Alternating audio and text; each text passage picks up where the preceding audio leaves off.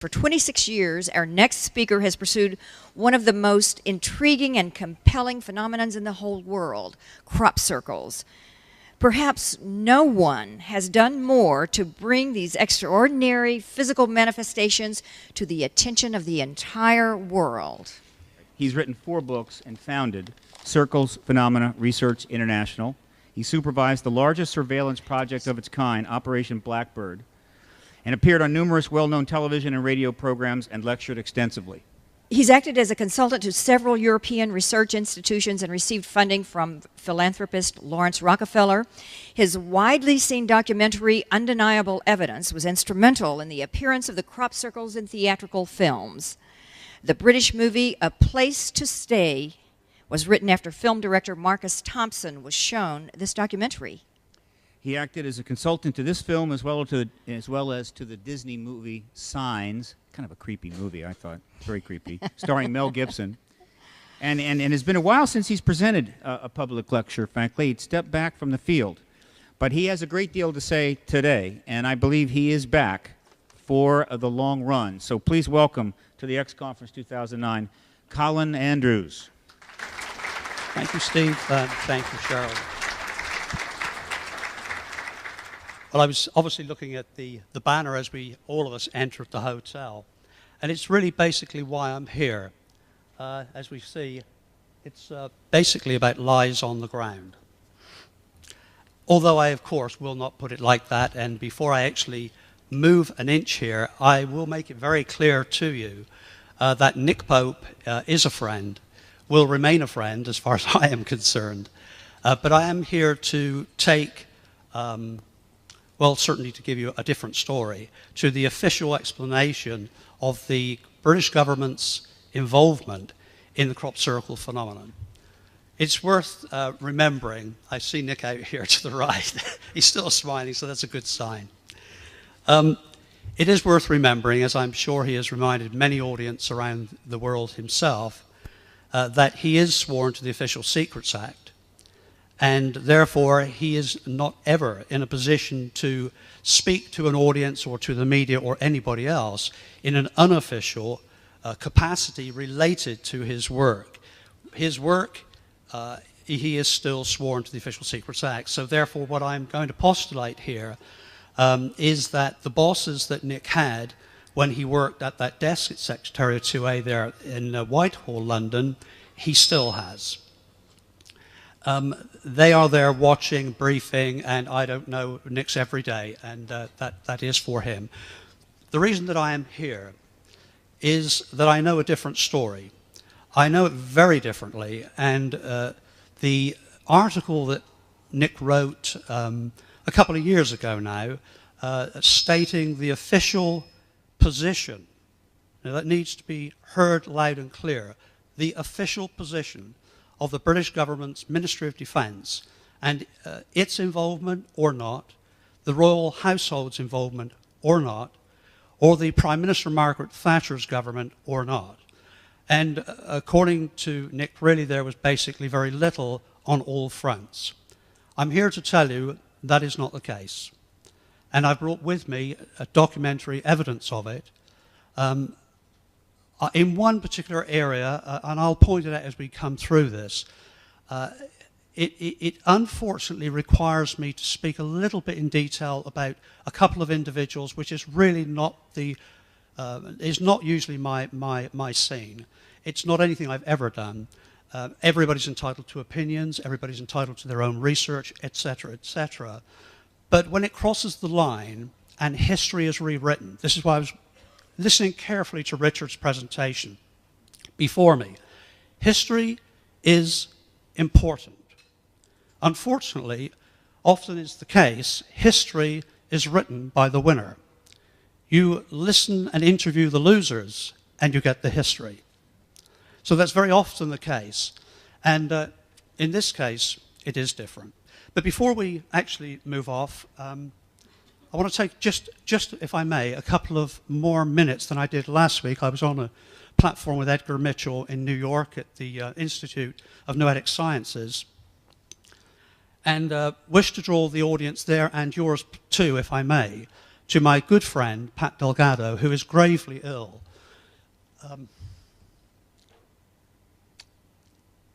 A good man. I'm sorry about that. I knew this was going to happen.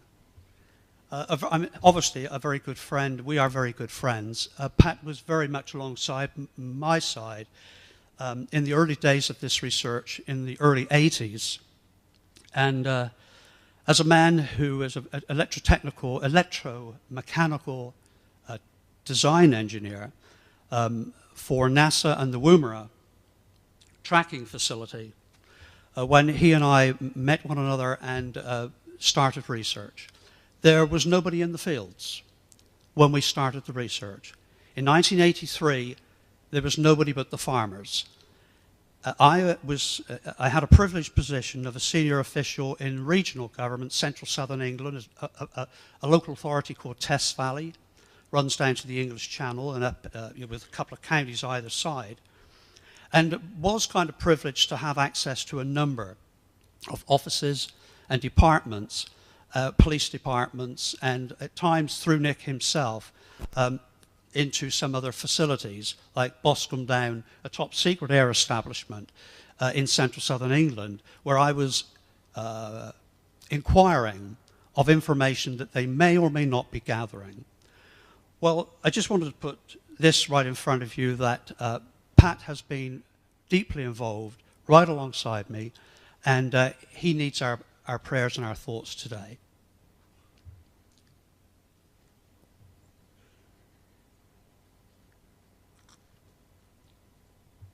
So from herein, I will not be referring throughout to Nick. It's not fair on him. He's doing a job.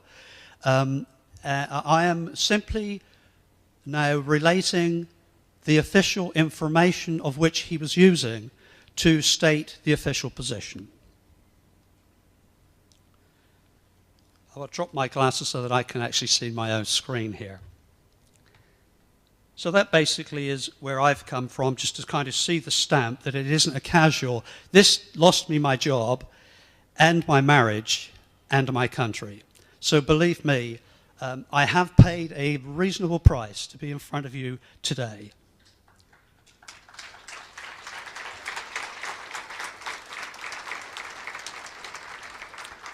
Thank you. I didn't say it for that reason at all. I just simply wanted you to see there's been a lot gone into it. 4,000 plus circles, 1,250 individual designs, 50 countries, 1,000 hours of video at least. That plus is very underdone here. 40,000 odd photographs and 10,000 odd documents plus. So that's the background. Well, as we all know, the crop circles evolved from those early days when they literally were. I invented the term crop circle. It is, I've got something under my hat for it. Crop circles, every time I hear it now, it's like, my God, that came out of my mouth. But they were crop circles, simple circles. And now, of course, they're geometries, and the term doesn't do them justice. That's, I will just use your name one more time, Nick. That is the opening, that's the front page of his Nick's report, article stroke report. I mean, it's both things, that can be seen on his website and on my own with Nick's permission. Now, what I'm going to be doing is for this presentation comes in two halves. It's a much lighter second half, and I'll be pleased to get there too. And it's what I think this is all about. In fact, I'm convinced it's what it's all about. But I'm not here to try and convince you of anything. I'm simply here volunteering to share my information. That's the only reason that I'm here. So what I'm going to do is I put a yellow box around. I hope this is all very clear on the screen. If you kind of come back, that's it, to the material there. You'll see a yellow box around it. What we'll do is I'll go to the boxes like this, because rather than take the whole report, I'm going to pick out the pieces that are really quite important, like that. So this is the opening, and I'll read it with you in case there is any difficulty anywhere here. This is how it begins. This world exclusive article will deal, this is not mine, this is Nick's, will deal with only one aspect of the mystery, namely official involvement in the phenomenon. Several allegations have been made concerning interest on the part of the Ministry of Defence and the military. But is there any truth to such claims? Have the government been involved? Is there any official interest? This article sets the record straight and lifts the lid on one of the Ministry of Defence's MOD most bizarre X-files. He goes on, and I've just pulled this, the report goes on, I've just pulled this aside. And I agree. As far as I know, this is where it began. The first MOD, that will always mean Ministry of Defence, involvement was in 1985. Lieutenant Colonel Edgecombe investigated a set of circles. Well, I wasn't far away either, nor was the team that I was working with. His report was sent to the Secretariat Air Staff, who did little more than acknowledge it. Because it was sent to the UFO department, it was taken by some researchers, and that will mean, because we were the only ones there, myself, Dr. Meaden, Pat Delgado, and Busty Taylor. Some researchers, to mean military, were interested in the phenomena per se. This confirmed, in some researchers' minds, a link between the two phenomena, UFO, crop circles, when in fact there were many conflicting theories about crop circles. Well, just casually to say on this way past this particular paragraph, is really there were only 3 theories at that time. It is true that developed into many, and there are many more now than there ever were in those days. We were really looking at a natural meteorological vortices of some sort, of Mother Earth, the Earth itself, or extraterrestrial. Those were the kind of 3 niches that the researchers themselves cast out there. And in the early television programs, of which you will have now seen many, that's the kind of place where this debate began. And these are the photographs. This is just a few of the photographs, official photographs, most of which you will have not seen before. This was discovered, but not known when it arrived, remember. This is a set of 5 circles forming a cross at a place south of my town that the Colonel Edgecombe investigated. Discovered 31st of July, not known when it actually appeared. That's worth remembering because we're going to see some stuff here. The photograph taken by the Ministry of Defence, Army Air Corps, Middle Wallop, Hampshire, England. Just over the hill, within 2 miles, 25 days before, with an official Hampshire police investigation, who themselves, in the normal procedure, completed and uploaded a UFO report to the Ministry of Defence. This is not referred to in any of the literature. Was this wonderful elderly senior citizen couple who I interviewed many times. I was the Major Civil Emergency Communications Officer for Central Southern Test Valley Regional Government at this time.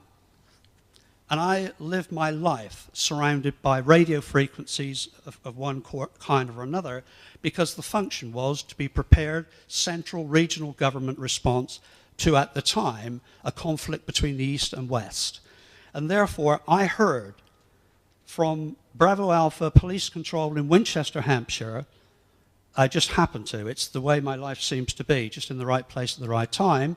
I'm listening to the police control calling 2 vehicles from 2 neighboring towns to make their way to this location where a 999, 911 in this country, a report from these very flustered and very upset people.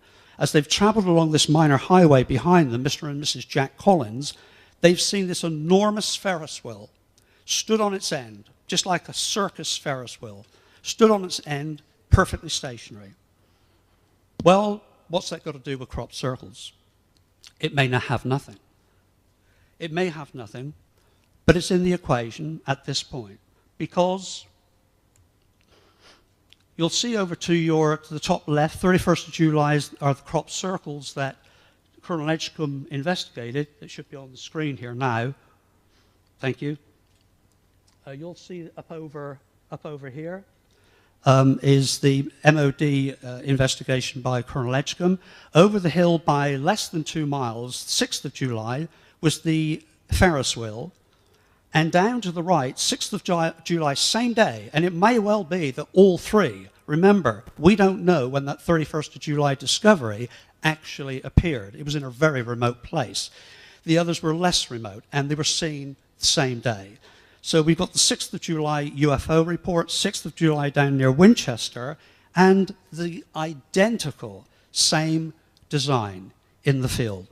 I'm not suggesting for a moment that this is evidence that UFOs cause crop circles. By the end of this presentation, I will be strongly suggesting that we take all of the barriers down, all of the fences separating these range of paranormal kind subjects, and link them into the study of human consciousness. That's where this is. I am convinced of it personally, and I'll bring you along with some more information to come. So that's what happened with regard to the first official investigation. Now just look a little bit more closely at the report that was entered, that is submitted by the Army Air Corps at Middle Wallop under this Colonel Edgecombe to the Ministry of Defence, in the department that Nick eventually finished up, of course, in charge of. Now look a little bit more closely.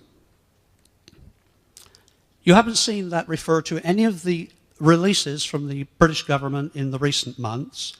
That term, this is only the third word in the first official document, and we've only just started. We see the word UFO, question. That's not being referred to. It wasn't in the report. It wasn't in the releases that came out. Neither was any reference to the police report and investigation into circumstances surrounding these sets of circles that appeared in '85. So this is the Colonel himself saying, UFO, question mark, could it be? Well, it's there. In the aircraft at the time, not referred to in any official literature, was the Aircraft Accident Investigation Officer himself, Major Jarrow of Remy. And all of them, let's take a step at a time. In the blue there, middle of the screen, there was absolutely no tracks in the wheat. He goes on, we can cut through. You can see all of this on the website, by the way, colinandrews.net. However, there was no way of moving from one to the other. They're saying here from one circle to the other without leaving tracks in the wheat, except by going some 200 yards to the edge of the field and then back down another main farrow, meaning tractor tire mark. One of the smaller holes, meaning circles, was completely isolated. And ending this, they all sign on to this, signed by, though, Edgecombe. None of us could offer any reasonable explanation. And so my question, before we move on to the next part of this, is that the fact that there was no reasonable explanation, the Ministry of Defence had the documents from their own department here at Middle Wallop and a police report saying, but this happened over the hill. Why was there not an official investigation into the UFO? This word, by the way, I'm going to say it. Let's just have it all out because history is important. I'll not go too far with this. There's much more to the story. I have been personally encouraged by a number of government departments, this side of the water and the other side of the water, to remove from my vocabulary, you'll see more of this in a moment, the word UFO when we are talking about crop circles. It's like somebody somewhere is determined to separate the two. Separate them. There's something much more nervous in the underfield, the low-lying, invisible field of government related to the UFO than there appears to be in the crop circles. I think the crop circles have basically, unless we can reconstitute our research, is seriously damaged. And we'll get there in a moment. It's like humans tend to do. We kind of shoot ourselves in the foot an awful lot. Okay. There were 4 official questions. This is the report, the official report, raised in Parliament, and answers were given. Yes, they were. Recorded in Hansard, the official British government record of questions and answers raised in the Houses of Parliament. Let's read this together. I'll read this for you.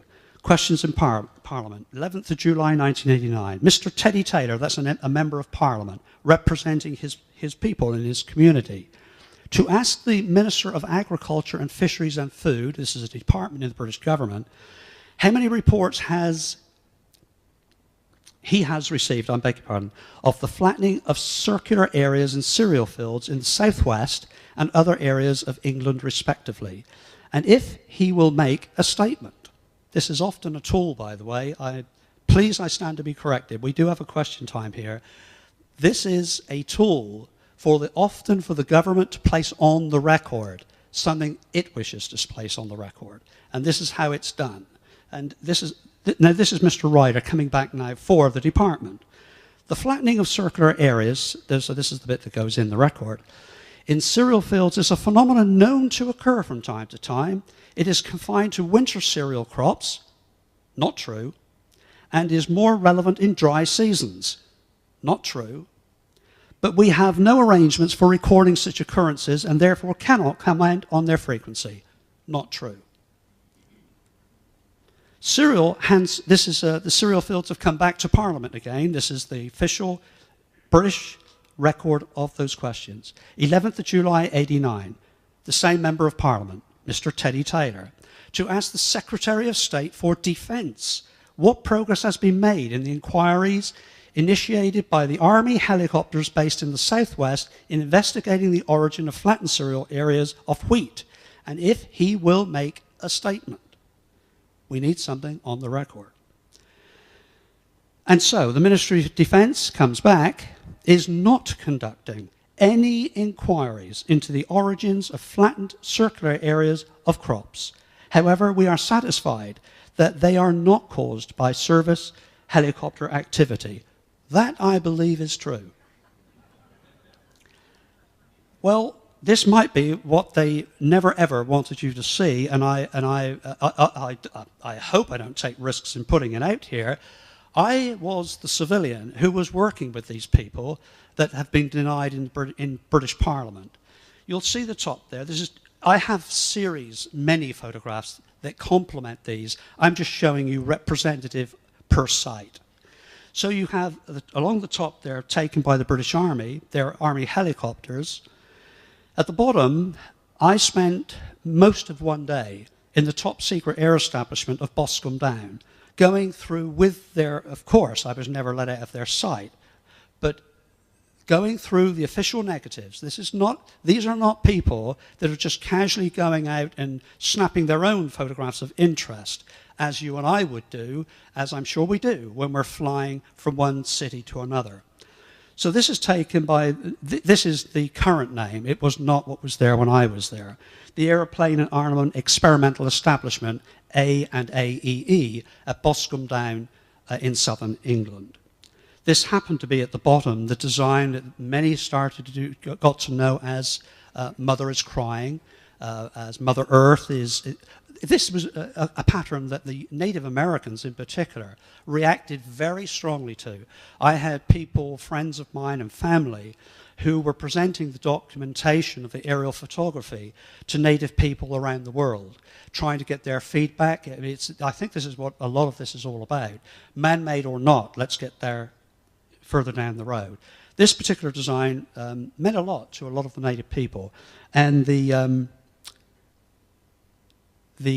MOD and services associated were taking photographs of them. Here it is again, top left. The photograph also, the top right. There's stories to all of these, and we don't have time to get there. I have to say, because I'm sure there's going to be some comeback on some of this, I have to make sure that you know that the overlay on that right-hand side photograph is my research insertion. That's what I've looked at closely and have marked it up in an appropriate manner for internal research. In other words, that was not on, those that were surrounded in blue, was not on the official photograph. Well, I've got lots to raise, and there's more than I can say, again, in the time available here. We've got a lot to get through, but I do have some things to say. The top left-hand photograph is just one taken. We have movie too. I was with a group of researchers at Alton Barnes, Wiltshire, England, in the mid-90s, when two Army Gazelle helicopters approached us as we were looking at these particular crop markings. And during a whole sequence of what appeared to be, I'll never prove anything, but what appeared to be the helicopters wishing us to move away. They were coming down. Some of you will have seen this on television. It's been on sightings and a number of television programs filmed in my presence, where the helicopters come within feet of our heads, and the hedgerow, the hedges nearby were bouncing down and hitting the vehicle that we were stood alongside. They were that close.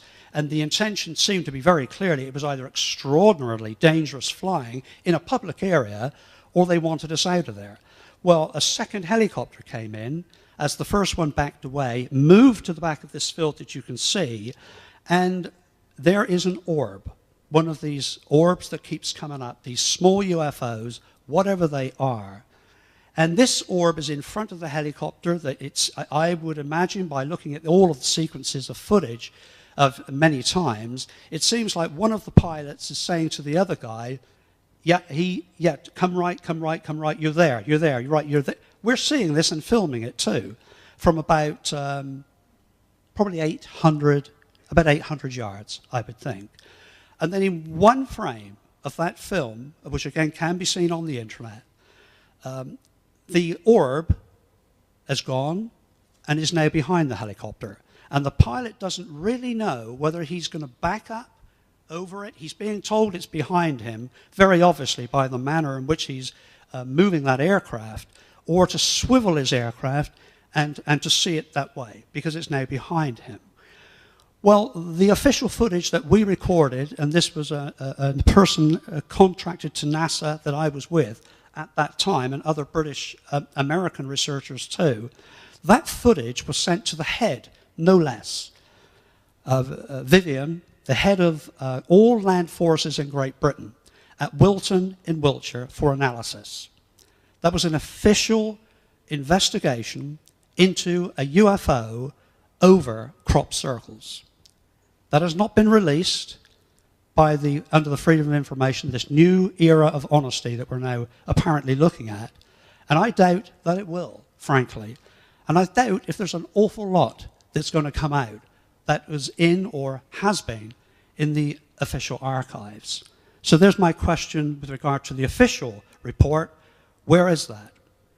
Is it coming? What else was in there that is not out and will not be coming? So history is important. I think before we just go on to these others, we are all being told in the Western world right now, and I hope to God that this is true, we are now living in a period, let's cut the past behind. We got here just about with lies and deception on every level of daily life, every level. Every 7 minutes we watch an advertisement built upon lies and distortion. Every political speech is spin and distortion. And you can go on like this. You can look at your movies, every other program, 70 channels at a time. It's all artificial nonsense. So we are living in a time that is crucial to our very survival. And this better be the time when the truth is laid out exactly as it is for all of us to see, and for all of us as individuals to face the mirrors and to clear our backgrounds, our names, and the skeletons in our closet, because times that are coming are going to be tough. But we can and we will make it, only with one, I believe, precondition, that we learn fast what love and respect is.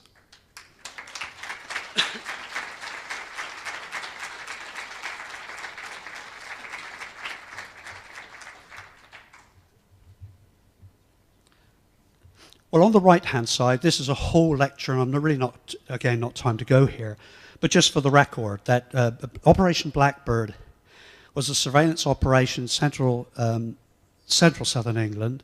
Many of you know about it, where BBC and Nippon Television co-funded the operation. We were on British Army, MOD land, and several groups of military were involved in the actual surveillance operation. The guys you can see on that top right-hand side, uniformed personnel from REME in Aldershot were attached to the visible public Operation Blackbird. The guys you're seeing down to the left, actually, that is not perfectly, what I've just told you is correct. What I was about to say is not factually accurate.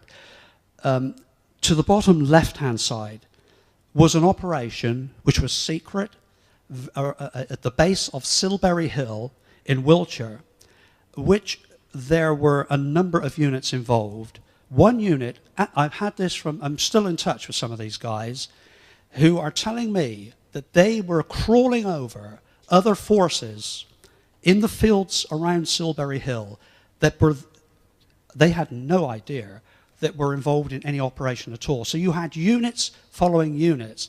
There was extraordinary stuff going on within miles of Operation Blackbird, that surveillance operation. What they captured was you see on the bottom right-hand side was a very large UFO. I mean, it was a very large, light illuminated object.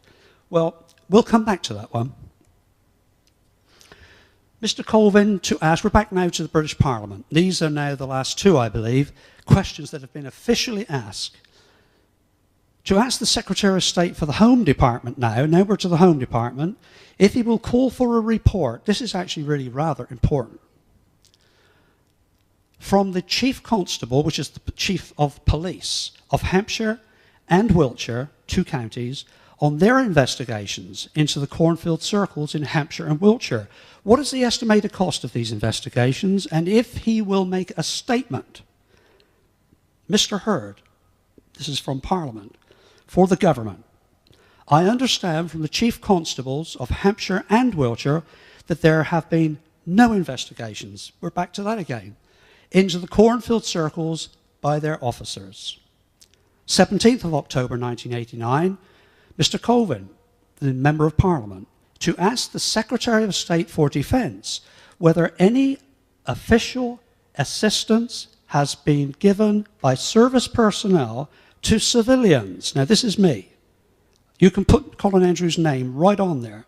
To civilians investigating the origin of cornfield circles in Hampshire and Wiltshire, and if he will make a statement. We want it on the record. Mr. Archie Hamilton, this is for the British government. I am not aware of any, that's interesting wording though, I am not aware of any official assistance having been given by service personnel to civilians investigating the origins of crop circles. See those photographs? Those are photographs taken from the headquarters by myself in the presence of senior police officials in Hampshire Police, the very chief that have told now the head of state, the Queen, that's who you're speaking to in Parliament, to the British public, to the members of Parliament, and to the Prime Minister, who was then Margaret Thatcher, that these official departments are not involved. These photographs, and they're actually some rather important ones, were taken by Hampshire Police, and I obtained those from the police themselves whilst I was getting an extraordinary amount of cooperation, for which I am thankful. But I am saying to you, we need this recorded with honesty and accuracy, because this phenomenon is going somewhere. You have not heard the last of the crop circle phenomenon. And so the top left appeared after a very bizarre series of circumstances, which again we're going to touch upon in a moment. The bottom right is the first pictogram ever to appear on planet Earth in 1990, recorded by Hampshire Police aerial surveillance aircraft from Leon Solent in Hampshire. Well, here is that civilian researcher Colin Andrews in the blue car, actually photographed by the very surveillance aircraft that I had asked could be made available. I don't think the evidence comes much stronger than that. Here's the civilian, here's Hampshire Police surveillance aircraft, and their official photograph. And another site on the right-hand side. I'm going to reiterate, because it's important for me to do this. I do have the greatest of respect, I think Nick knows this, for Nick. This is not a matter of Nick Pope giving inaccurate, untruthful information. I wanted to reiterate it because it's not a situation for any of us have time to get personal on this. It isn't where it's all coming from. He was given the wrong information. Right, so we move on. Now we're back to the Wiltshire police officer who told Parliament, head of state, Prime Minister, and all the rest, no involvement. We're not doing anything here, we're not involved. Well, you see the top left-hand photograph. A man called Roy Lucas, a farmer in central southern England, again, near Avebury in Wiltshire, witnessed a rapidly spiraling cone of moisture. It appeared to be moisture, although he did describe it as smoke. It does seem as if it was an atmospheric gradient that squeezed the water molecules out of the air, and there was a spiraling column of mist, which then exploded out, suddenly and dissipated, to be followed by crop circles appearing in that field. The phenomena jumped the field, and they appeared there too. This is, on the top left, is a recorded photograph by Wiltshire police who had their own aircraft over the top to take those photographs. Top right, same in an adjacent field. The bottom left-hand photograph are circles. Remember, these are all simple circles compared to today's situation, and there may well be very rational explanation for that. We will get there. These circles appeared in the field underneath that little ball. You know, I said the UFO that had been filmed by a secret army surveillance operation around Silbury Hill. And that's the official Wiltshire police photograph of the circles in the field that was underneath that orb. And another one to the right. This is the part of the lecture that I'm not going to enjoy particularly. I will not enjoy this, but I feel now we have to put this straight. These questions were, the yellow box, remember, every time comes from the official report that Nick put together. These questions were inspired by researchers Paul Fuller and Jenny Randalls, who had contacted their members of Parliament, and you saw that in those questions, and asked them to raise the matter. The answers would have been drafted by officials within the respective government departments. In the case of the two questions answered by the defence ministers, this meant that civil servants in Secretary AS had drafted the response. I am going to be very careful here and say that all I'm going to say is that I find it extraordinarily curious that these are the two names that have moved forward into the scene to have those questions allow the British government to put an official record in place, which was then moved on to Nick to put out publicly. And this is why. Intriguing that these are the same individuals who were at a senior level in Bufora in Great Britain.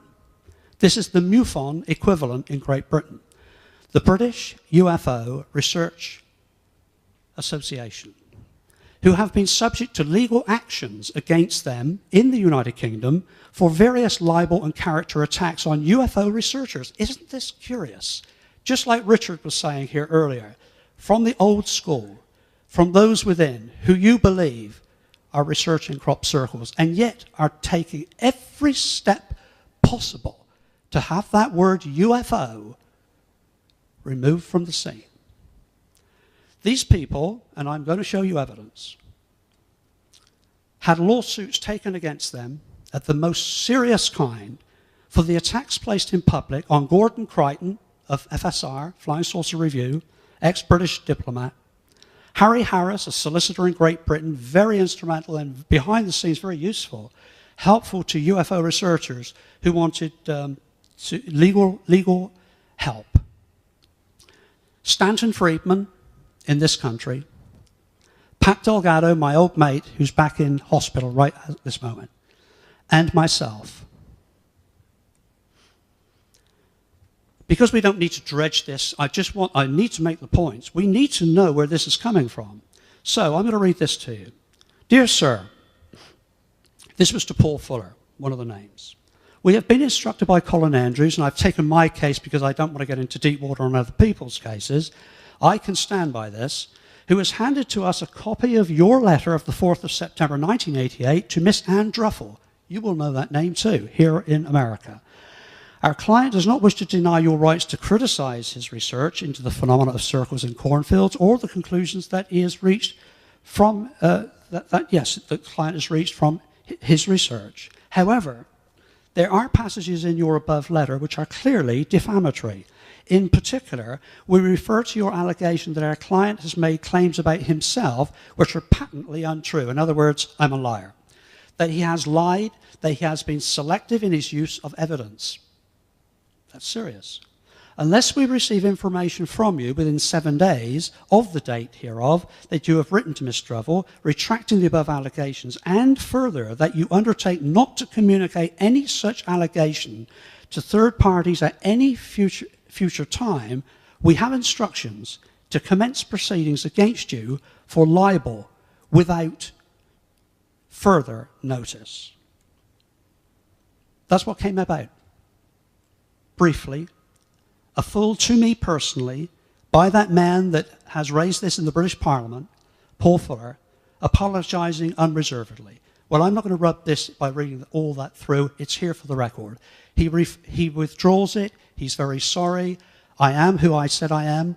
I am the chief electrical engineer for that part of central southern England. And Pat Delgado, who both these characters had said never had a record of working for NASA. You saw the evidence there in Woomera and other space projects that Pat was referred to. These individuals have an agenda. 2 newspaper cuttings, and we'll move on. This is the heaviest part of the presentation. Apologies to Stanton Friedman. This is from the Manchester Evening News and solicitor Harry Harris. And there's another whole series of it at the bottom. We could go infinitum. I'll just read this piece, and then we'll move on. So a splendid long diatribe against Friedman and Harris was compiled by Bufora's directors of investigations. Be very careful with all this stuff. And fired off to a member of the staff of the Manchester Evening News. And this newspaper duly carried a big article about it, all in October 28, 89. Both the newspaper's article and Randall's letter, of which we have a copy, are splendid stuff in the usual vitriolic style to which we are by now accustomed. As a result of the appearance of the newspaper article, a writ was jointly issued by Miss Stanton Friedman and Harry Harris, and High Court proceedings for defamation followed against the 3 named parties, Jenny Randalls, Bufora, and the Manchester Evening News. Upon the termination of these High Court proceedings, the following statement was issued by the newspaper. We don't need to go there. It's done. But I'm just saying to you, you know what I've said to you. Right, we're back now to the yellow, which represents the official report. Aircrew, like everyone else, are curious. It is true. And some plan routine flying training over circles that appeared that they have heard about, that have appeared. And that in mind, pages 73 and 82 of Circular Evidence, which was Pat Delgado and Colin Andrews' first book, shows Army Gazelle helicopters over the circles at Westbury, Wiltshire in 1987. The photos, pages 74 and 75, of which you are looking at there, was taken by the aircrew in this helicopter. Well, I think by now we know it's a little bit more than a lot more, because I was there. I mean, I was there. This is not guys that are flying around in helicopters just snapping the occasional picture, of which I am sure that does happen too. Now this is really kind of getting to some meat here. The official report says, I had to dispel that the media coverage of the issue was stifled by the use of a D notice.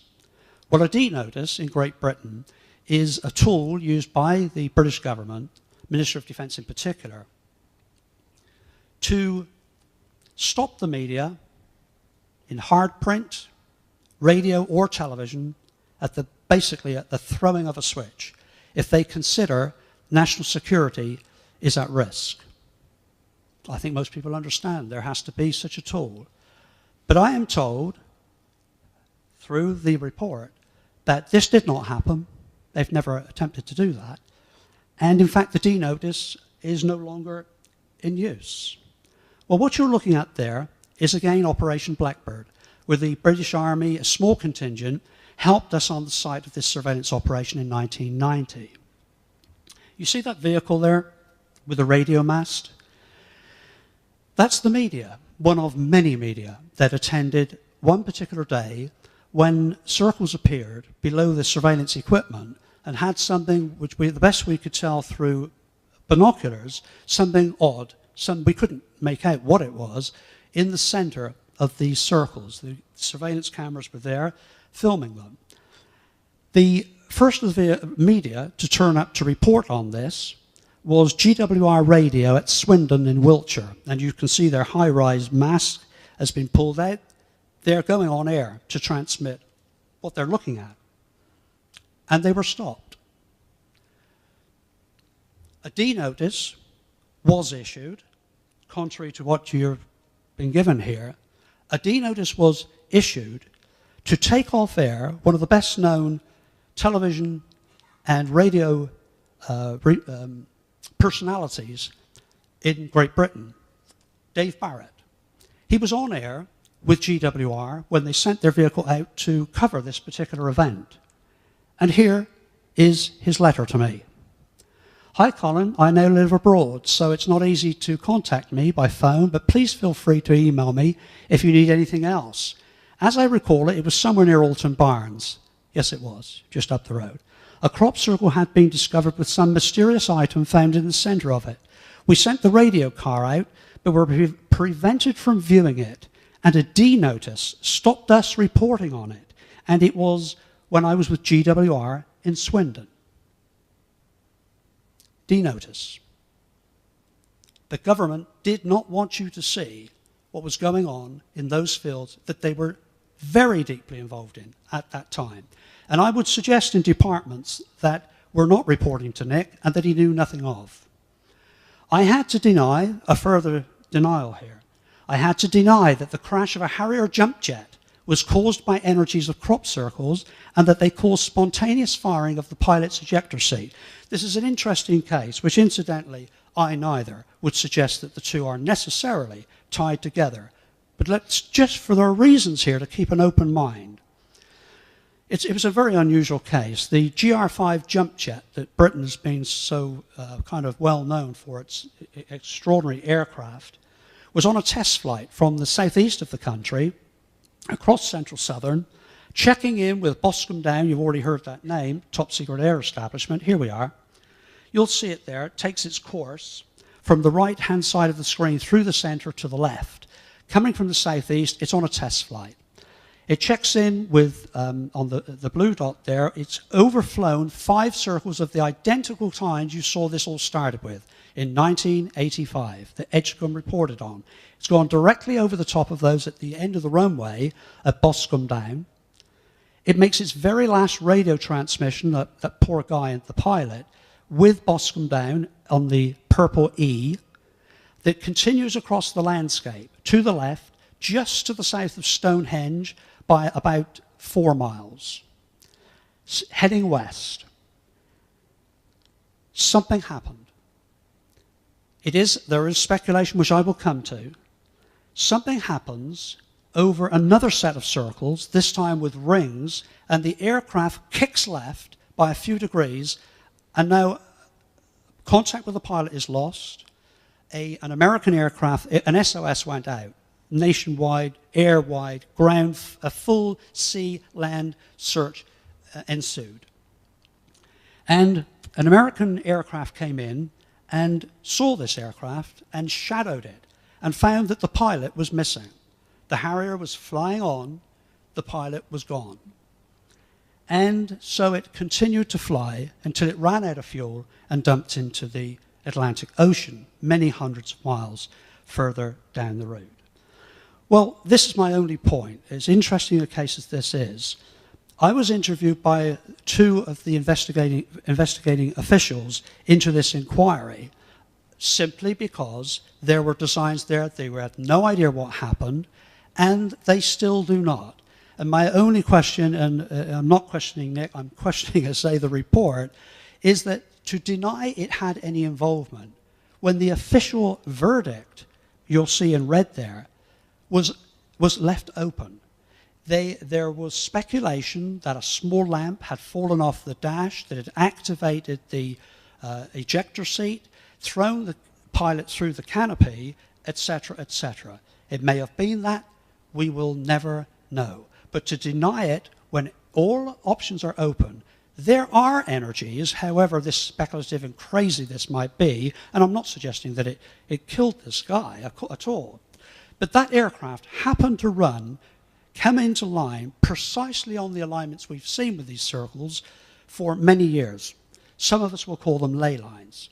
They're alignments that run across that part of the world on which a lot of the simple designs continue to appear. And he came right on to line with it. Right. So we're back. We can tail it down a little bit here. This was my first actual... I had already corresponded up through to the Queen, to the Nicholas Ridley, Under Secretary of State in the Thatcher cabinet, but there was a lot of internal work going on with my member of Parliament, as you can see here, David Mitchell, Sir David Mitchell. This is when we were looking, still being denied, by the way, everything that came out of the official sources in England through the media was that they're not involved. Well, I mean, here I am showing them around the circles now, and then I'm invited to show Prince Charles and Diana around, and it goes on and on and on. But it isn't put out there for what it's worth. So, here we go. I don't think we need to read it. You can, and it's on my website for anybody who wants to. This is my member of Parliament saying he was glad to look around the circles. It gives them a first-hand knowledge of the lodging that some people are referring to, the meteorological possibilities versus the somewhat more exotic possibilities of which I was probably the main proponent. And again, David Mitchell is saying, thank you, Colin, for showing me this. This is now very clear. We need to take this up, and I'll pursue it as far as I need to go. And so this is where we come to. As promised, I have now been to see David Trippier, Minister of State at the Department of the Environment, and I've had a useful discussion with him and his Chief Scientific Advisor. I must say that over the passage of time, whilst you have investigated this phenomenon, you have managed to do so in such a responsible way that the whole matter is now being viewed in a much more serious and scientifically interesting way. Having discussed it with the Minister, he has agreed that an approach should be made to the Natural Environmental Research Council, that's a department within the government, to see if they will take an official interest in what is going on and support some further research. As you know, and he goes on to say, it's really going to be up to them and what kind of serious science can support this. Finally, Sir David Mitchell comes back to me and says, finally I approached Sir Geoffrey Howe. Now we're up to Deputy Prime Minister, okay? This is not anything that isn't happening. To Sir Geoffrey Howe, Deputy Prime Minister, to ask him to indicate which minister should have the responsibility, and has pointed me in the direction of the Department of the Environment, from whom I am again getting unsatisfactory responses, which has led me to ask to see the minister personally, the Queen, Head of State in the United Kingdom, and Prime Minister Margaret Thatcher. The Duke of Edinburgh is seen below. This is now, incidentally, an extremely sensitive situation in Great Britain, and I will, of course, in respecting my homeland, be making my way through this with respect and carefully just stating some facts.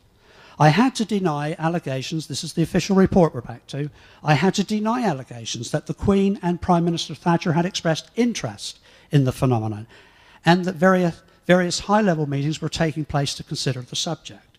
Well, I think you've already seen some, but we've got to go a step further here. This is a letter to me from the Queen, written by Julian Lloyd, who is her land agent. That was the... Sorry, what have I done? Whatever happens now, this is my fault. So this is not my computer, so I'm... Okay, I think we're back on course. Just coming in closer so that you can see it. This is to me. Thank you for your letter of the 2nd of May, which has been shown to the Queen. Her Majesty, just look at this. Her Majesty has taken an interest in the mysterious crop circles for some time and was subsequently sad to hear, and she goes on. That's sort of a more personal thing with the situation. Circular Evidence, the first book ever written on crop circles, was selected specifically for the Royal Reading List. This is the Queen's Summer Reading List in 1989. Such is the level of interest in the royal household. The Duke of Edinburgh writes to my colleague Pat Delgado, the Duke of Edinburgh has asked me to write and thank you for your letter of the 28th of October and also for sending His Royal Highness a copy of your newsletter Crop Circles, which we were publishing up until a short time ago. Prince Philip is grateful for your thought in sending it and would like to take out, this always makes me smile, an annual subscription for the newsletter. Could you bill us in due course? The Duke of Edinburgh, to myself, has asked me to write to thank you for your letter of the 23rd of October, which His Royal Highness was most interested to read. Prince Philip would certainly like you to update him with significant developments on the circles. Thank you. This is the official first £6, which is $12, for the subscription of the newsletter from the Duke of Edinburgh. And this one I have to be, again, rather careful, as you can see. When Stanton Friedman, gets up with those letters of his and there's all that blacked out stuff all over it, I'm just about to do the same thing. I was instructed from Great Britain to remove immediately a document from this presentation and from my website. One document of the many that I would like you to have seen, which of course I have respected. Legal action will be taken if the entire contents of this letter are shown in public. Remove from your website immediately. I've snipped that out and I'm about just to read this little piece, because this is the piece, actually, anyway, is all I feel we're entitled to know. I am replying to your letter to the Queen about the circles phenomenon. Since I have been taking a rather particular interest in the subject, we were both, that is the Queen and I, we were both fascinated by something I'm not allowed to talk about, the account of the, which is something else I'm not allowed to talk about. Here's another one. A different source, so cleanse thou'st mind, this is somebody else. I was staying with my uncle, who I'm not allowed to tell you, this weekend, and while I was scouting around in his study, my eyes alighted upon a much-thumbed copy of my first book, Circular Evidence. I'm not allowed to talk about that. Electronics business, and wondering whether it was his interest in electronics or agriculture that induced him to buy it, to buy the book. I picked it up. A letter fell out, addressed to, I'm not allowed to say, from Prince Philip, saying something along the lines, thought you might be interested to see this. If it's a hoax, he's referring to crop circles, it is an elaborate in the extreme. And I am inclined to believe it is due to some kind of invisible force. He then said he'd never been able to entirely dismiss the Uri Geller phenomena. And I have spent time with Geller, by the way, on that. And could the two have anything in common? That was about it. I just thought you might like to know that. Prime Minister Thatcher. The letter's there, and there are others that you can view. I am afraid it is not possible for the Prime Minister to comment on this publication, Circular Evidence, although I am sure she will note it with interest. However, I will pass it to the Ministry of Defence for information. These were the first pages of the official report that went to the Cabinet in the Margaret Thatcher government, of which I was the author. Here. There were meetings taking place, there was information being considered, and it was being considered as to how far and with what funds should be placed upon an official investigation. Incidentally, some of the photographs you're seeing, and there are more pages to this report, were actually taken from the aircraft that it was denied that was up there, showing the interest that they were not involved in. So those are, in other words, military photographs. Letter to Lord Dulverton for Colin Andrews from Nicholas Ridley, the Secretary of State in Prime Minister Margaret Thatcher's cabinet. Dear Tony, this is to be passed on to me. I promise to report to you anything that my officials could turn up on the mysterious circles in cornfields. As it happens, a recent issue of the magazine Weather reports a possible theory. I attach a copy of the article for which you may find interesting. The article argues that the effect can be explained as a meteorological phenomenon, in part associated with local topology. My chief scientist is rather skeptical of the exact explanation, although, interestingly, allowed it to move forward into official sources as being the explanation. The British government's official, as far as I understand it, still is that the real kind part of this phenomenon is actually meteorological. And he continues and ends here, I believe. This again is that same letter being forwarded to me from that source. But believes the argument has some promise. Hopefully, there will be a lively discussion in subsequent issues. In the report that you sent me, Mr. Andrews has promised a substantial investment to look at a number of other, more exotic explanations. But he might be well advised to look at the possibility of a natural explanation, and this is the one that has gone forward into the official documentation. Okay. A letter now to the Member of Parliament, Sir David Mitchell, from the government's Chief Scientific Advisor, Dr. Fisk, who I also supplied reports. Dear David, thank you for your letter of the 3rd of July on the topical phenomenon of circles in wheat fields. That was before the name was invented. And he says, an issue which deserves, as he has suggested, some academic rigor. NERC, the National Council that we heard to earlier, is indeed charged with carrying out fundamental research on natural phenomena, notice that, and a properly cast grant application on the topic would be considered. Whether the proposal won support would depend entirely on the quality of the science put forward as judged by peer review. The nature of that science would determine whether it got the funding. Okay, we're going to lighten this up. Thank you very much. We're right on cue for part 2, which is going to come very fast at you here. And I'll just end with the last statement in that official report of NICS. In conclusion, he says, I hope this article has clarified the position concerning the official involvement in the crop circle mystery. But I hope now it has. Part 2. Conscious circles.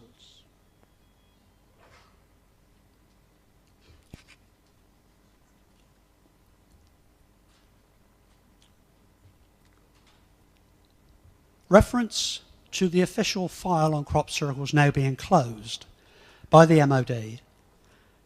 I'm about to show you why I believe that if it has, and I believe that it has, some other department somewhere, much like the Aviary CIA undercover operation in this country, should be going on. These are some of the reasons why research must continue. On the 24th of August, this was not the first, but a number of personal experiences that I witnessed myself that leaves me absolutely not wondering, but knowing there is an extremely extraordinary component to this mystery. On the 24th of August 1986, I was in a light aircraft with Busty Taylor, you can see just here, flying over Chesford Head in Hampshire. Busty looked to me, and he said, and we've been talking about this up until just, well, one day ago when I was preparing this, talking again to Busty every other day. He said to me, wouldn't it be something, Colin, to get every circle, every design we've seen before, overlaid in one pattern? What you're looking at is all we had seen up to that time, many of these repeating.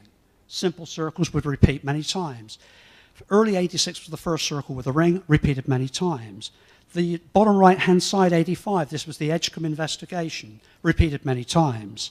And now across the world, many times. 3 in a straight line, 2, but mostly single circles, simple designs. The following day,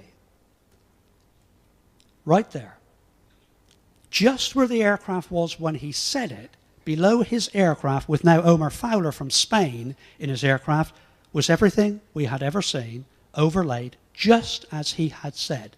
Busty Taylor did not make that design. I did not make that design, but there it is. Now, one can laugh at this. That's real coincidental. That's like how many times winning the lotto here. This is like every pattern, not one, not two, all the patterns we had seen over those years overlaid into exactly what he asked for. But not just that. Below the aircraft where he said it the day before. Whoa.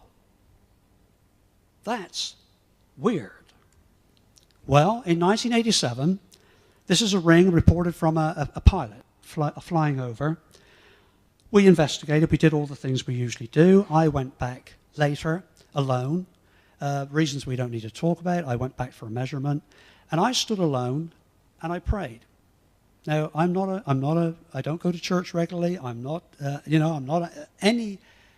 it's not a center of my being, but I believe in something beyond. I believe in something else up there. Yes, I do. But I prayed, and I said, please, God, give me a clue as what is happening. I heard a sound within 7 feet of where I was, stood alone. As I still had my hands together, suddenly there's this sound. A sound you're going to hear a few times in the next few minutes. I've got about 10 minutes, I believe, now to run. You're going to hear this sound. It's come up time and time again, the same sound. And that reacted to my thoughts. Believe it or not, I'm not here to convince you. This is why I'm still stood in front of you 26 years later. 1988, south of my town in Andover, Hampshire, a circle with 2 rings. Well, you see, there it is. We went there, we investigated it, we went home. That's where I lived, in Andover, just up there, in Hampshire.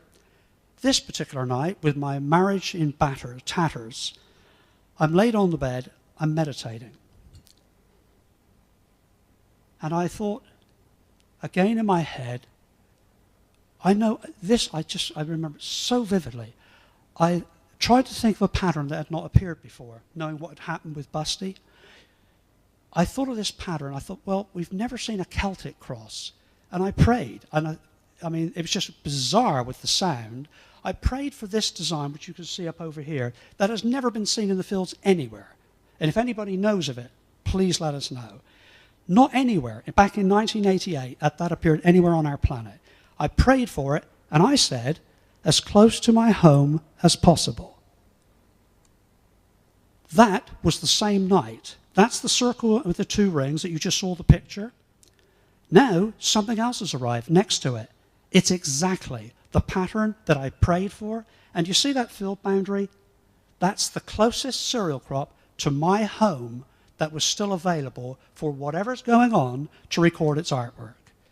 That is a fact.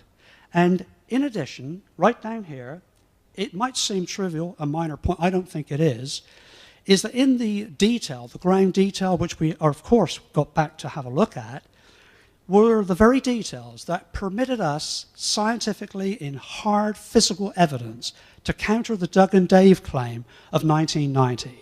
When they claimed to have made everything, we knew we had something in that design that appeared mysteriously that night to counter it, and we did. We can go into that question time if you like. Very quickly now, because we're really running down, and I know I've got a little bit here to show you. This is the document I'm not allowed to show you, and I still have not shown you in its full entirety. That's an official police photograph by Hampshire. That's the civilian Colin Andrews down there in the blue motor car. Something very strange indeed if you think you've just heard it. This, I know, I was with Edgar Mitchell last weekend. We were presenting at the Institute in New York. And I do realize this, that when the reality in which we all kind of carve out for ourselves, you know, our own rationale for reality is individual.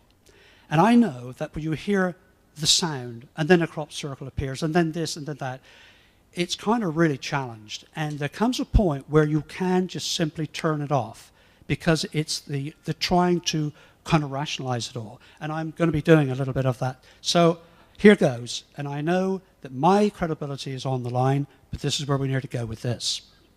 This really basically is why I'm back. This is what happened. And this is why, for reasons I cannot tell you, this letter has been withdrawn from the internet. This is the team that was there, that was sat in the larger of the circles at the left. This is also a Hampshire police photograph here. We, after Operation White Crow, which was also a surveillance operation, this team here that you're seeing, plus 3 photographs I'm afraid I couldn't get to supply. There's not a problem, I just didn't have time to get it for you.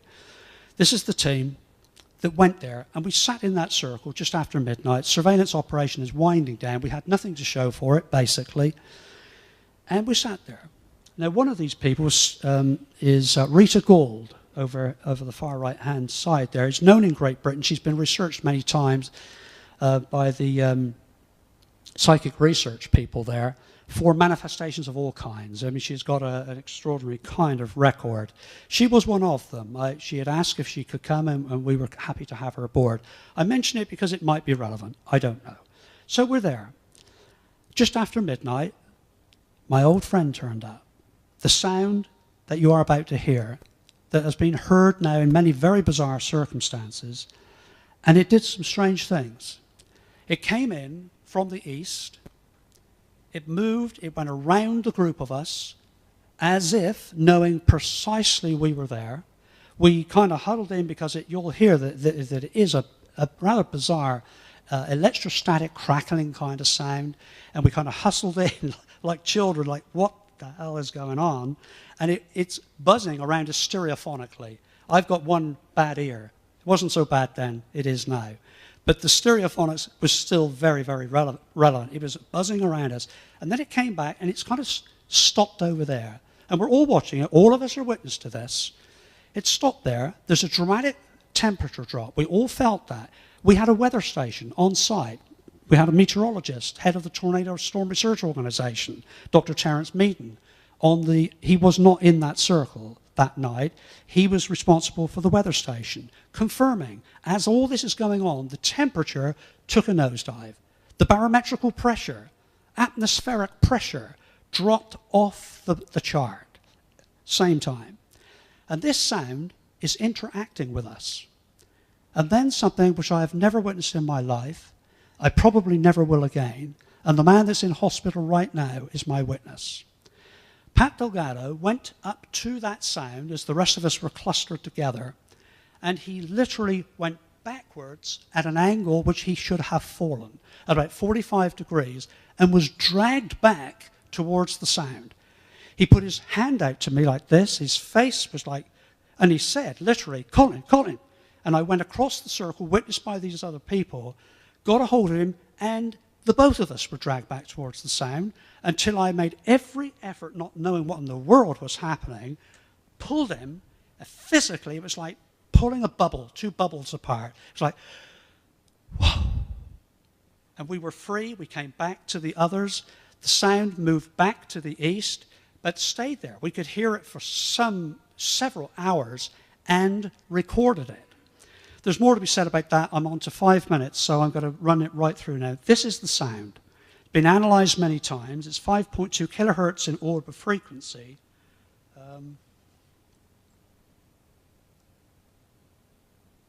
Yeah, sorry, I'm just not conversant with this mouse. Here we go.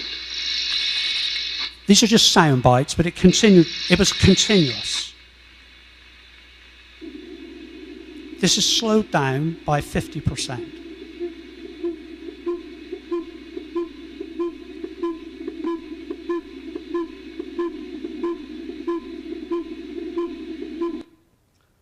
we move on. And the following morning, George Wingfield has posted his official report, of which also went to high levels of government after this, is on my website if you want to check this out, because we're running out of time. George Wingfield audibly spoke to the sound. This is a guy that's tried to be so credible over so many years, approaching this from a scientific angle.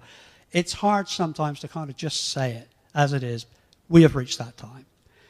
George said to the sound, "Could you please make us a circle?" Well, the next day, those are also Hampshire police photographs. Right over the hill was a new circle.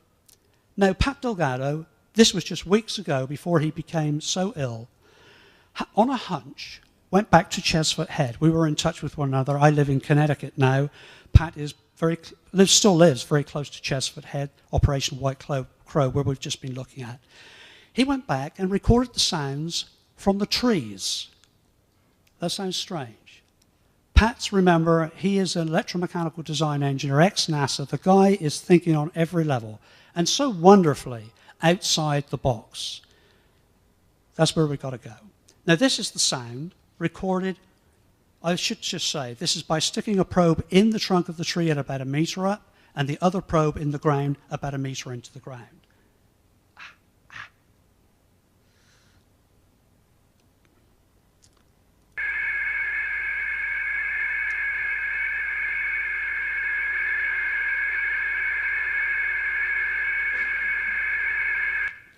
That's the sound coming out the trees. Now, this is the analysis by Win Keach, IBM analyst programmer, engineering technologist at Rolls-Royce, just recently, a couple of weeks ago for us. And there is a very close match. This is the spectrum, very close to White Crow, which is also the dolphin's communication frequency, and that used by the United States Navy submarines. BBC. I'm sorry to move on like this. I knew I'd give myself a challenge. There's so much to tell you. This happened in July '89. It hit the headlines in Great Britain at the time. The sound again. This was the actual headline, UFO blast TV crew from Circle of Corn. Well, this is what happened. We were making a television documentary for BBC Television, Pat Delgado and myself. This is Pat. I've finished my interview, and I'm stood next to the sound man, bottom left. Pat is in the circle. You've got here the very moment this happened, actually, off the screen. This is Pat in the circle, and he's got a radio mic, like I've got on my belt here. Pat's got it, and suddenly I'm hearing my old friend again. And I said that, it's on the film. The sound engineer is going, "What is that?" It's the same sound. The sound has shown up, and Pat is saying, "I can feel it. It's all over me." His hair has stood up, the hair on his arms are raised. The lights come on the television camera is destroyed. The BBC guy is recording it. Second time, we got a recording. And so the sound engineer came to the television studios at Pebble Mill, as you can see bottom right, with Pat Delgado and myself, and we're talking about this extraordinary series of circumstances which was recorded on television camera before it was destroyed, and on sound before that too stopped working. And as they went to transmit it to the British people from Pebble Mill Studios in Birmingham, the entire power to the studio was lost throughout the country. And so the transmission, any of you can pick this up, it's all on the internet, you can go in and listen to it. The bleep goes in the program at the precise moment of the transmission until their generators kicked into the studios to take the program back forward. And this is the BBC sound.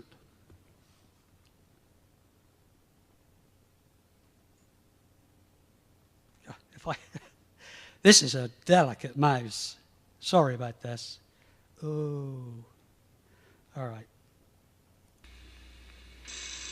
Again, the short bites, but it was continuous. I'm going to cut it short because of time. That's 5.2 kilohertz in audible frequency. We're looking real close matching here. 6th of July 1995, 10 p.m. What happened? Oh, okay. It's kind of really important. I don't know whether you can give me minutes here, can you? Are we in a position to give me 5? I do apologize, but it's kind of really important to bring us into the end of this. 2 circles connected by a loop, put in there by researchers known to me. It was done to blind test the biology that was being done, the plant analysis research in this country, and testing reaction of researchers as to what they saw, what they felt. I had nothing to do with it other than I do know the people that did this. And they told me they did it the day that it was done. This was at 10 p.m., made by people. Now watch what happened. This was the next morning, 12 hours later. 2 more circles have appeared in that field, not man-made, where the chlorophyll, you heard this also in the previous UFO presentation. The chlorophyll had been removed in these circles, and it's not just circles. These circles, with respect to that was man-made, now form a perfect equilateral triangle. The major axis through the man-made, the 2 man-made, cut the exact center point of the baseline of the new arrivals. So the second event was absolutely aware of the first. And we have a symbol, which I believe is of importance. In the field next door, nothing to do with the people that made those 2 little circles, is a monster. This monster appeared in the field right next door as they were doing it, or the same night, that they had nothing to do with. And it too referenced to chlorophyll-free areas in that field. Exactly. Center of the design, which cannot be seen at ground level by day and sure as hell by night. But it's referenced, positioned, located with accuracy. And that's it from the map to show you the placement. That's not unusual. This is another large design positioned in the landscape with respect to the watershed, the water runoff of the chemicals that we are eating. This is the chemical wash-off patterning that is created that can be seen from high elevations, and the design referencing dead center. And again, this is a Roman road from London to Bath, which can't be seen at ground level. At the design, dead center. That's a Roman road. This is Tai Chi instructor Graham Pritchard, who decided to make crop circles. I'm not going into the reasons why he did. This is the design he drew with his brother and said, we're going to make this, we're going to test it out, we're going to do all these kind of things with Tai Chi, and we're going to make it at Barbary Castle in Wiltshire. His brother fell ill. But that appeared anyway, in the very field they planned to put it. They had nothing to do with it. Same night, same field, same design. How far are we pushing credibility here? This is a journalist, Ned Pamphilon, worked for Hospital Radio in England, 1994. He went in with circle makers. They are well known for it in London, making wonderful crop circles, and witnessed, and you can listen to his audio on the internet. I had it with me, we don't have time to play it. Witnessing for himself these bizarre flashes of light that just come out of nowhere. In their nighttime making the circle, they went back a second day to finish it, and they have the same thing happen again. These flashes of light, no lightning, no cumulonimbus clouds, calm conditions. I've seen this myself. My mum and dad were with me on one occasion, broad daylight. The dog stepped back, a flash of light out of nowhere, and all I'm doing is measuring a crop circle. And so we measured the brains of many, many people with the very scientist who was right in front of me, Masahiro Kahada. The IBVA system that he invented is in many hospitals in this country, and a wonderful piece of technology which is gone way further down the road now, measuring the brains. If there's something that we are interacting with, or it is interacting with us, is there anything that we can measure? Is there anything we can get our handle on that connects this thing together? Well, we had dowsers. This was Richard Andrews, who is unfortunately now passed. Richard did some great work. And I was wired up myself with the dowsing. This is what we found. A trained eye will pick this out, and we're not going to hang around on it, is an increased alpha spike when the dowsing rods, those wonderful things, the dowsing rods, also denied by many people, the party trick of which it is not, the dowsing rods that detect water, detect many other things. So the rod moves and tells us the direction of the crop circle on its perimeter, and at the same time, there's an alpha tweak, little peak, on both right and left-hand side of the brain. There's examples where a very unusual, Masahiro would be better talking to this than I, there's a coherence between both sides of the brains that have been measured there. This is also of interest, and I think this kind of begins to hone into it a little bit. Here's an array of individuals, an array of interests, dowsers, non-dowsers, believers, skeptics. I hate that term, by the way, of which I've just used. See how it gets to you, doesn't it? My friend here, who some of you will know, Reg Presley of the Trogs, Wild Thing You Make My Heart Sing. Well, he is my buddy, and here he is. He's an artist. Well, there might be something in here now. When we meditate, when we find the alpha waves, and we work with the alpha waves in our minds, something special happens. This woman is Isabel Kingston at the bottom. Now, just look at the graph that we have here for her. This is in and around the circles. Now, this person practices meditation. Kind of important. It's just like a muscle, you know. The more you use it, the stronger it gets. And so, jumping from one thing to another, to kind of close here. This was from the media investigation of crop circles. John McNish, ex-BBC television, now has his own business, putting together the final documentary on the crop circles and writing a book which was going out with the television documentary. The answer is here. And the answer, John thought, was they're all made by people, and the story Doug and Dave have told you is true. Until minutes, just moments from finalizing his script, this conversation came out. This is Doug and Dave with John there. I can't explain it. Dave can't explain it. This is Doug of the Doug and Dave team, the senior citizens who said they make crop circles. Dave can't explain it either. But when we're sitting in the field and looking at the whole thing, that feeling comes through us. That feeling of mystery, that feeling of, why are we here at all? There was a long silence as Doug sat staring at me. Then Dave picked up. Doug used to say to me, sometimes, while we were out and we'd just done one, meaning made a crop circle, why do we do it? And we could never explain that certain thing. And Doug used to say, do you think there's something that makes us? And that did, and still does, really get to us. Were we being told to almost go out and make them? I know it sounds crazy. Well, you know, to be frank with you, it doesn't to me at all. We are part of this phenomenon. Whether by accident or not, we are now engaged in a social experiment. Whether that was engineered by somebody, somewhere, or whether it happened by accident, that's where we now are. The only way we can take this forward is to drop the fences, I believe. There was more, by the way, to the presentation. I'm going to hold it here, though, because of the time factor.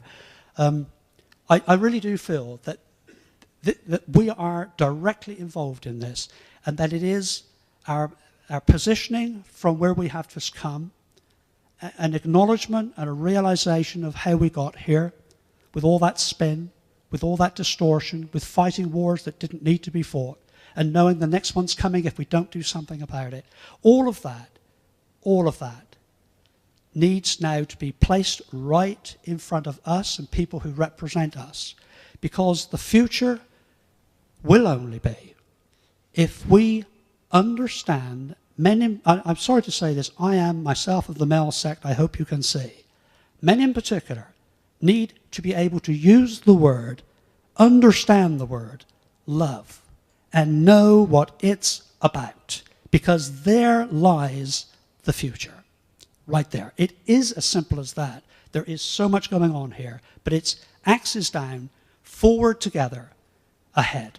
Thanks very much.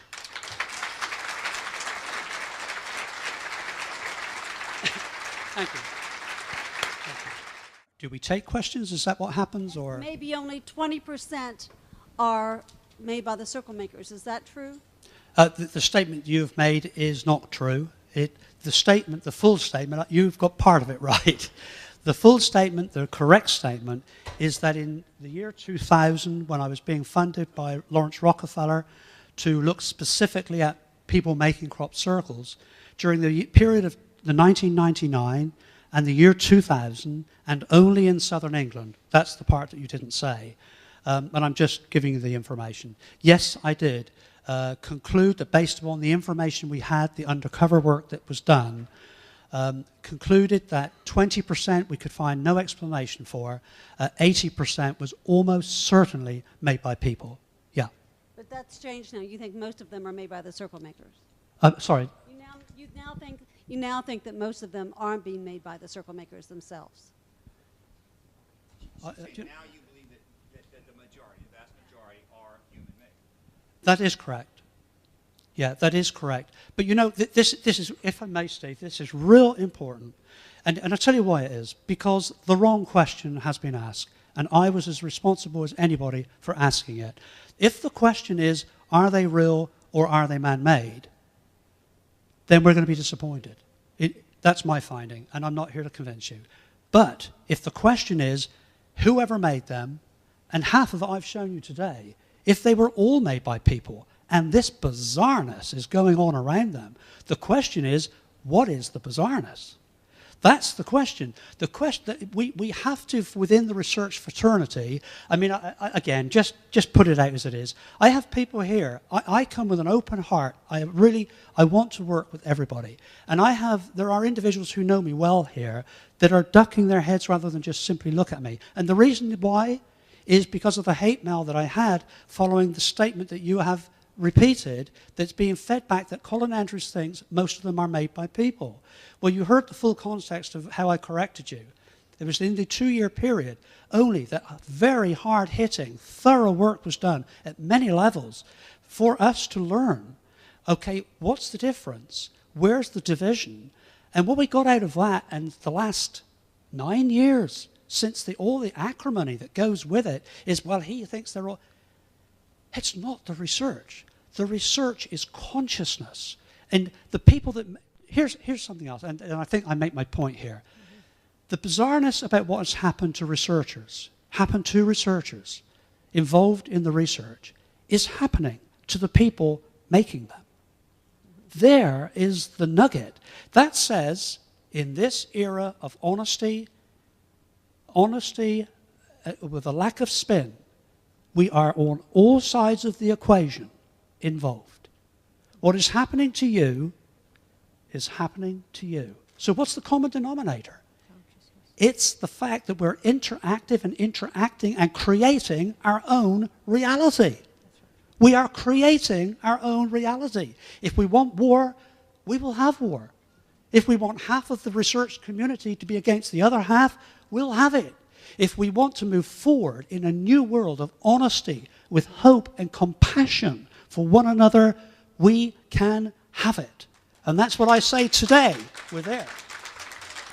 All right. Okay.